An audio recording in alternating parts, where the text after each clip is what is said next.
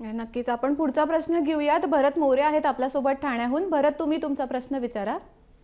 नमस्कार सर, मी भरत मोरे बोलतोय ठाण्यावरून. नमस्कार. माझा माझा मुलगा 8 वर्षाचा आहे आणि त्याला कोवळ्या उन्हातून पण जाताना त्याच्या डोळ्यात पाणी येतो आणि मोठ्या उन्हात गेला की त्याच्या डोळ्यानं तो बंद करतो आणि तो मोठ्या उन्हात गेला तर तो त्याच्या डोळ्यातून पाणी येताना डोळे बंद करतो, जर डोळ्याला त्रास होतो. प्लीज जरा सांगा ना.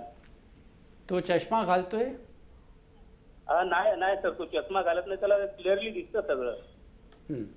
तो त्यांचं 2 चेकअप करायला पाहिजे. एक तर नजरची चेकअप करायला पाहिजे चष्मासाठी, आणि होऊ शकते की जेव्हा नजर क्लिअर नसतात ते डोळे लहान करतात, कारण जेव्हा लहान करतात थोडं क्लॅरिटी येते ते नजरमध्ये. आणि दुसरं त्यांचं ऊनचं सेन्सिटिव्हिटी होऊ शकते, त्याच्यामुळे एक डिटेल चेकअप करायला लागणार कशासाठी असते.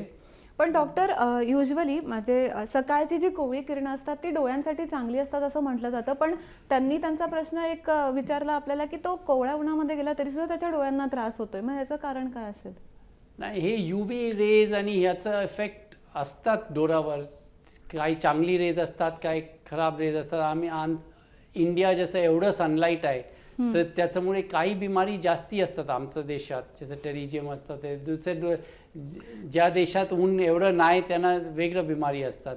पण हे जनरलमध्ये यांना डिटेल चेकअप करून माहीत पडणार.